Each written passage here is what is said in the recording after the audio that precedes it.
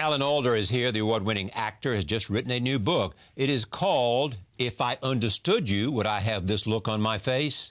My Adventures in the Art and Science of Relating and Communicating. The book shows us how improvisational exercises can strengthen communication skills. It is based in part on work he has done with the Alan Alda Center for Communicating Science at Stony Brook University. They use improv to train doctors and scientists in how to communicate more effectively. I am pleased to have my good friend Alan Alda back at this table. Welcome. Thank you, Charlie. Thank you. And my great admiration for Arlene, your fantastic wife. You said it. I did say it, didn't I? You can say it Oh, twice. boy. That's okay. I mean, when people say to me, "Tell me about a great marriage," I said, "Let's start with Alan Alda and Arlene." Oh, that's nice. But well, it's true. We have a good time together. We're pals. Yeah, is that what it is? Well, that's share part passion, of it. What interest. she says, the secret to a happy marriage is that she has a short memory. So why write this book? You know, I had been working with scientists and doctors, as you mentioned, for years. We've been doing it 8 years now, teaching in universities around the country and around the world. And we've trained about 8,000 scientists and doctors. And I began to hear from them that this works in more settings than that. One physicist said to me, "You got to teach other people this. My wife is an art historian. I can't understand a word she says." And another scientist said, and this is when it really got to me, when he said, this training saved my marriage. And I was thinking after that it really applies to all of us. Yes. People in business, husbands and wives, parents and children. Alan Franken was just here. Al Franken. Yeah. Politics. Yeah. Oh, my God. The ability to communicate your own humanity beyond policy, your humanity, your authenticity. Right. Your sense of the narrative of your life. How else can you reach another person? It's usually not with logic. Right. It's with trust, with commonality, a sense of familiarity, and seeing the other person's point of view. I was just reading by accident a couple of people, different people writing on diplomacy, who said they didn't think diplomacy could happen without being able to take the other person's perspective. Kind of makes sense. It does. That's what George Mitchell did in Ireland, remember? Well, George Bush 41. John Meacham, who was his biographer and had real access to the letters, said that what he had was empathy, and that he understood that when the United States, when Russia, the Soviet Union, was collapsing and the Berlin Wall was coming down, that he could have gone out and gloated about it. He could have beat his chest and said, we won, we beat the Russian bear. But he didn't, because he knew he didn't want to make it difficult for Gorbachev. I think that's true in a negotiation. Yeah. You know, if you win a negotiation, if you really win it at the other person's expense, it hasn't gone that well. Yeah, exactly. Because what happens next? What happens the next time you want to work something out with them? They want to get even. Exactly. Whereas if everybody's looking at the other person's point of view, which is really empathy. But as you may remember in the book, I make a big point of the idea that I think there's something called dark empathy. Right. Where you know what's going on in the other person's head, what feelings they're going through, but you don't necessarily use that in a compassionate way. Bullies don't use their understanding of your feelings to help you out. They use it against you, make you feel bad. Interrogators use their knowledge of what you're going through emotionally to make you feel helpless. Yeah. So you'll say anything. Well, and again, talking about politics, Lyndon Johnson had this remarkable skill to know what your weakness was, to where your vulnerability was, and would speak to that. Yeah. You know, I mean, there are two things you can do. You can speak to the aspirations of people, to their hope, or you can speak to their fear. Right. And if you want to be feared, you can use the tool of empathy as well as if you want to be cooperative and collegial. To me, it's only a tool, but it's a really valuable tool if you want to communicate with people. If you want to arrive somewhere together and have them, for instance, just understand what your point of view is. If you don't know what's going on in their head, if you don't know if they're up to speed with you, then you're just spraying information at them. That doesn't get you anyplace. I frequently will say to people in a conversation, just so that they know, do you understand me? Is there something that I'm missing? So to just make sure that there is you have crossed the possible barrier of not communicating. The mind barrier. Yeah, the mind barrier. Yeah, exactly. Yeah. Yeah, and it's what I found. This is really interesting, that you can get better at empathy. There are people I've interviewed who teach empathy, and one might think, well, you're born with a certain amount of it, and that's going to be it.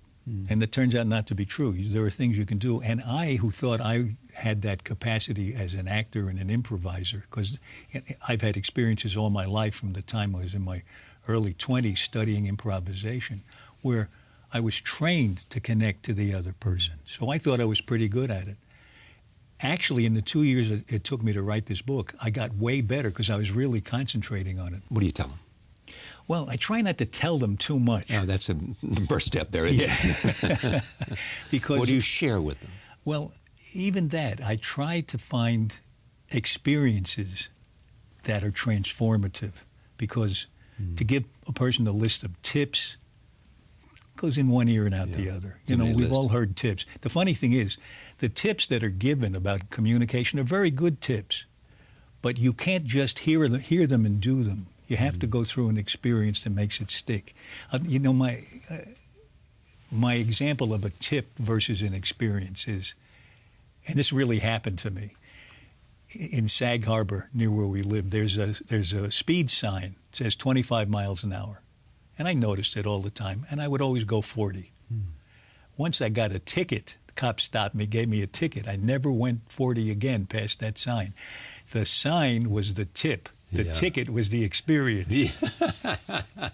So remembering the experience, not the sign. So I look for experiences that'll help me get deeper. And people who want to communicate at commencement speeches, I mean, we've all learned, tell them stories. Yeah. Don't give them lists. Tell them stories. Right, because and scientists with the fMRIs, functional MRI machines, have discovered and have written up these studies where they show that when you tell somebody a story, your mind, your brain is syncing up with the other brain, with the other person's brain. If I see a movie while I'm being studied in a tube, the parts of my brain that are activated are the same parts that are activated when I tell you about the movie. And if you're being studied at the same time, those parts of your brain are being activated as if you were watching the movie. We sync up on story.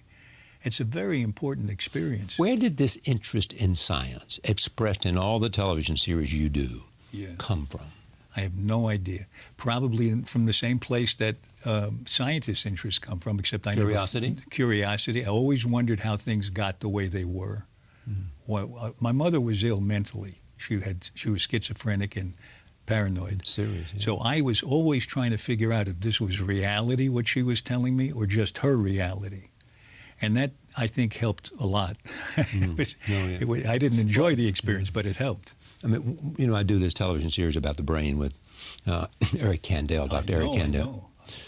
And we had a woman on, and one year we tried to bring people on, who were living with schizophrenia, dementia, Alzheimer's, a whole range of things. And that, the authenticity of their testimony was the most powerful thing that we did in those series. It's an awful thing to live with mental illness. I can't imagine a worse illness, because the world changes. Yeah. Reality is different. Reality is a nightmare. My poor mother saw the devil in the kitchen. She saw the devil in the bedroom. So she never went into those two rooms. She ate pizza that was delivered, fortunately, not by the devil, or she'd have starved to death. Yes. Do you go and do seminars now, though? I do. I speak, but I also help run workshops, and we've done workshops all over the world. We're going to Oslo and Dublin and Dundee, and your Scotland. central message is what we're saying? Or is it broader because it's more sophisticated? Actually, we at the center at Stony Brook University, the Center for Communicating Science, we work with scientists and medical people. Yeah. I also started a company that teaches it in corporations. We have a program now for women in business. And that's all, we offer that for money, but the money we make goes to the Center for Communicating Science. So we're doing good kind of in two ways. Yeah. And what do you teach women in business? The biggest need we hear from them is confidence. And it's shocking to know, it's shocking to me that after the culture changed a little bit in the last 30 or 40 years, there is still a problem with women at a conference table being interrupted, being ignored, having their ideas appropriated by somebody else. And then everybody says, oh, that's a good idea, Bill. And Mary said it first. Yeah. And there's harassment, I hear, is still a big problem. Sure. So there's dealing with that and how to have the confidence to respond to it. And even when it hits you, how do you deal with it? Because the person who's exercising it has power. Yeah. So what I think is really important is to have experiences that give you the practice to cope with these things. And it's very nice to see people get the stuff in them to change. How do you encourage them to listen? You know what? This is a weird thing. We all say this in an amused way, those of us at the center and at ACT, and it's the Alda Communication Training Company, ACT. Yes. Oh, I love that. And what we have noticed is the person who's trying to communicate something has to listen better than the person listening, because you not only are saying what you want to be transmitted to the other person, you have to be watching them like a hawk. Where are they in this? Are they getting it? Right. Am I getting them upset by trying to tell them this, or are they with me? My job is to help you to follow me. If you don't get it, it's my fault. I say that all the time. I say I say that. I actually believe that. If you didn't understand, it's my fault. If in fact the question is confusing, it's my fault. My wife reminds me of this. She says, go to page 20 to 22 and see where you said it. If I don't follow you, it's your fault. But this interests me. Something else that I think I've discovered that's very radical, and it's probably too radical for most of us to do all the time, but I have the impression that real listening is being willing to be changed by the person you're listening to. You've listened to a lot of people over the years. Has that ever occurred to you that no matter how much I might disagree with them, there may be something somewhere in there that's my salvation, and if I can connect with that, I'll be a better person. No matter how odd it might seem, I find when I do that, I suddenly start to see them. Just this morning, I was having a conversation with somebody, and I had something on my mind that I wanted to get across to her. Yeah. And I noticed that I was just waiting for her to finish talking so I could say my thing, which is like the worst thing you can do if you're trying to listen to somebody. You listen and you say something that stems from what they said, then it goes back and forth. It's like ping pong. Right. It's not shooting an arrow at a target. So I said, I'm just waiting for her to finish. Am I really looking at her? And I realized for the last few minutes before that, I had just had a blob where her face should be. Like those videos on television where they blank out the victim. I wasn't seeing her. And when I started to look at her and noticed the color of her eyes, the way her eyebrows were shaped, the color of the jacket she was wearing, I was listening again. Yeah. I say to people all the time, too, they'll say, what are the essentials of a good interview? You say, well, first of all, preparation. Mm-hmm. Second, listen. Yeah. Third, and I think this gets a little short shrift often, engage. The engagement is it. That's it. And that's where, that the person really has connected to you and you've connected to them, so you can hear their own receptivity as you speak. And something happens when you're engaged. It's just like when two actors are on the stage and they're both really listening to each other. When I'm doing that, I don't say my next line because it's in the script. I say it because you do something or say something that makes me say it, and that makes me say it a certain way. And something comes out of that.